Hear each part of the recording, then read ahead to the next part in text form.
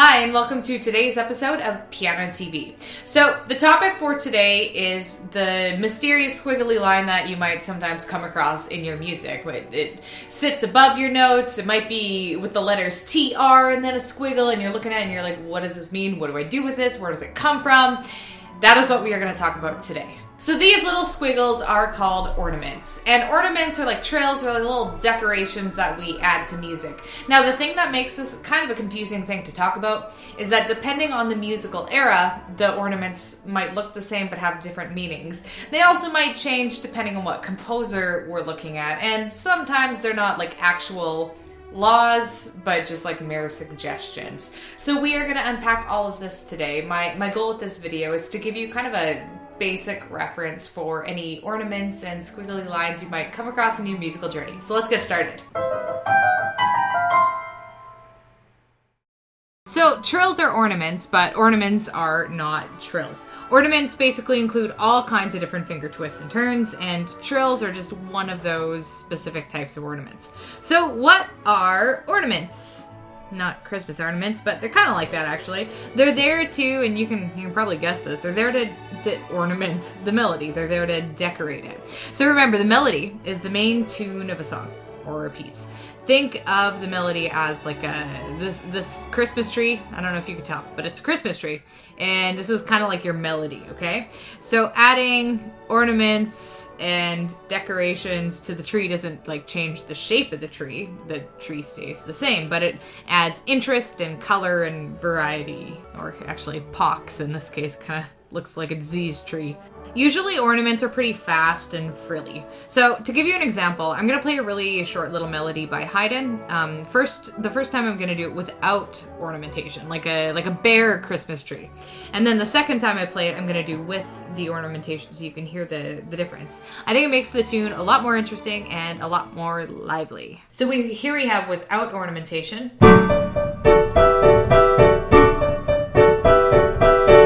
Alright, now here's with the ornamentation.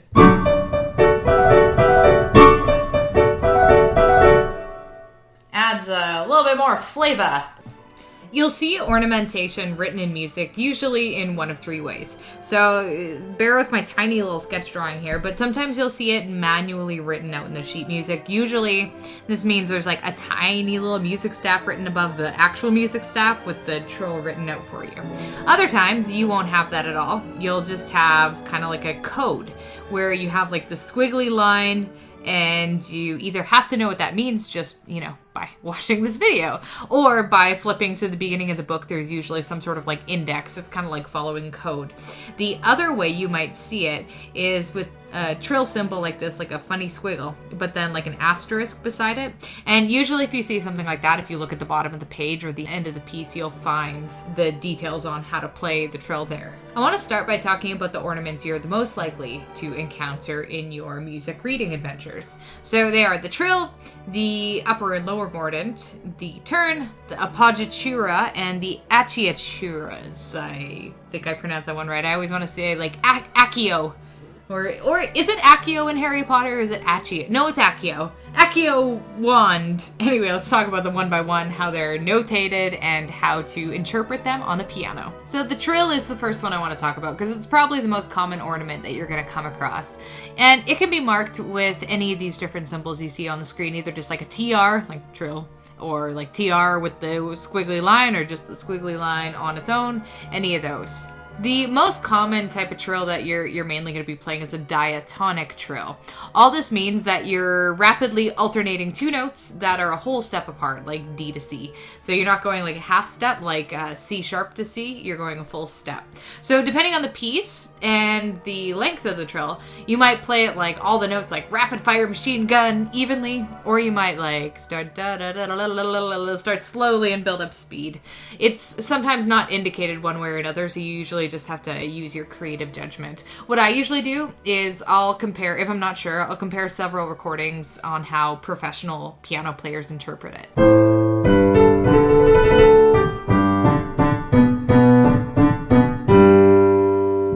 The length of a trill or like how many notes you're able to alternate, it really just depends on the piece.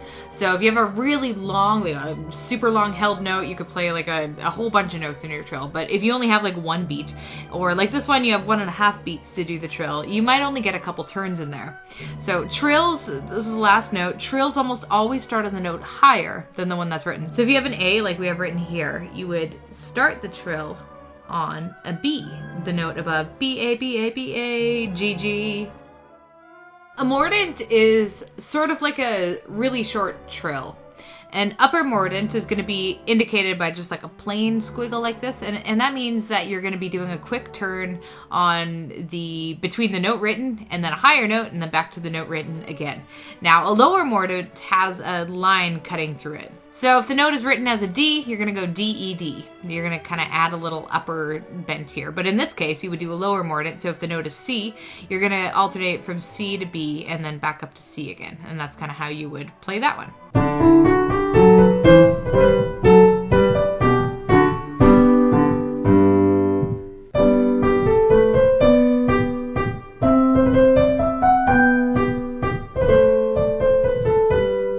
So the turn symbol kind of looks like an incomplete figure 8. And it means there's going to be 4 notes played. And I have an example of this. So there's a whole bunch of different ways that turns are written. So one of the common ways is where you have the turn written in between 2 notes. So here you have a C, a turn, a D.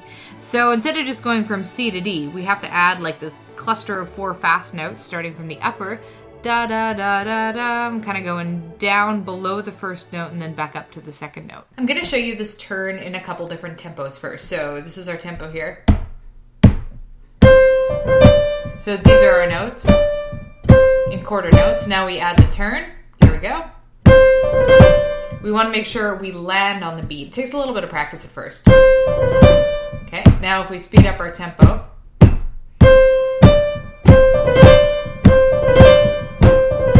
It's kind of a fast little roll in there. Another way you might see a turn notated is instead of being written between the notes, it's written on top of a note. So what this means is that you start by playing, and let's pretend there's a treble clef here. So what you would do, as soon as you hit this F, you would instantly launch into the turn. So that would mean instantly starting on the upper note, touring through the original note, the lower, and then back up to the original note. And then whatever note you have coming next, you would play in succession. Okay, so say I had a pattern of 8 notes that were like F, E, D, C. Okay, and on top of the F, as you see written, we have our little turn. So that means as soon as I play the F, I immediately start the turn. So this would be my pattern. And with the turn, it would be...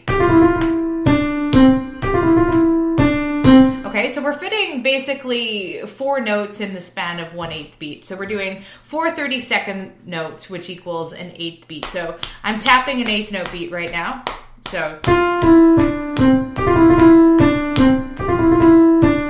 Okay, so hopefully you can get a feel for what that sounds like. If I were to slow it down...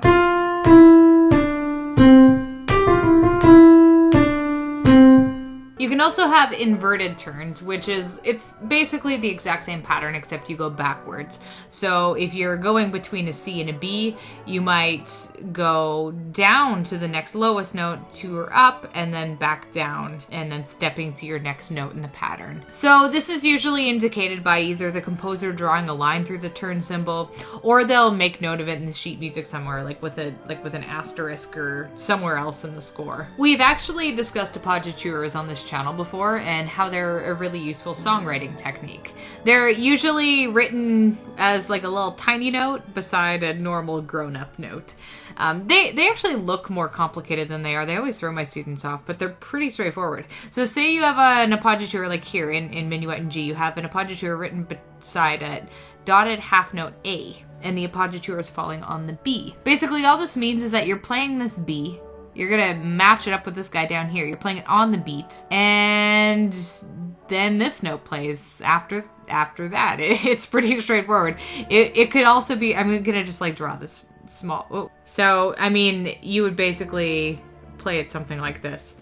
I usually even play this more like a quarter note, and then this one like a half note. Da-dum. But yeah, basically it's just like, this is just here written as a small note to show you that it's kind of like a trick of the melody, that you've got an appoggiatura, that you're suspending the sound, but everything matches up.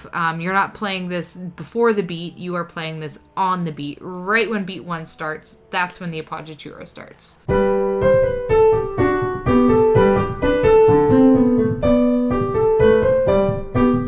So you heard in that melody. So if I were to play it without the appoggiatura, you'd hear, which sounds like very finished, and then when we add that kind of little appoggiatura flick, it just delays the sound instead of,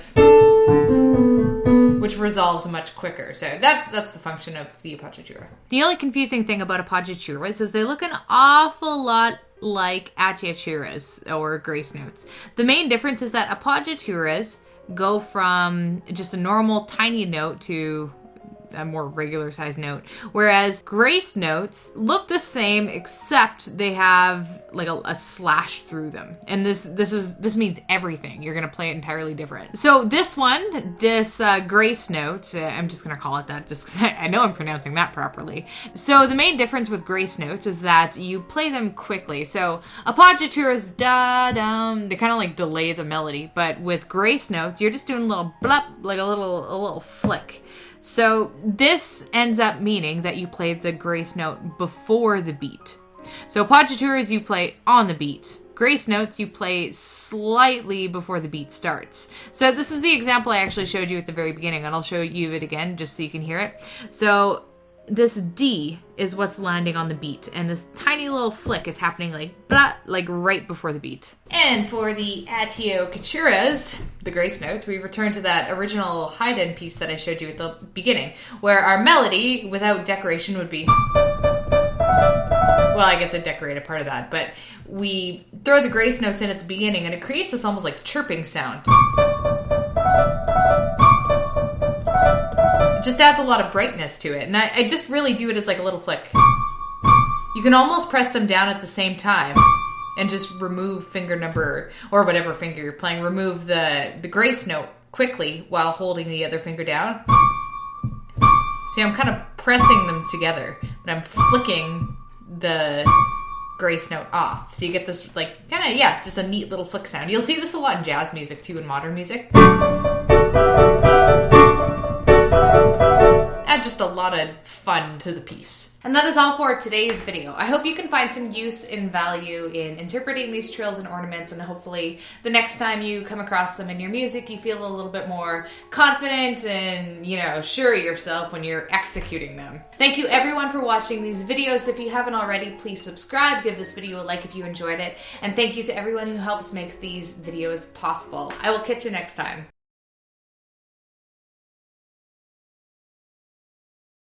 On a B. So whoa.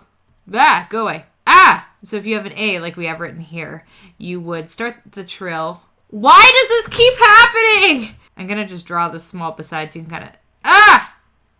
And I'm just gonna draw this beside so you can see. Oh, every time I draw a circle! Why can I never? Why will it never stop doing that? Please. Please, just let me do a frickin' circle.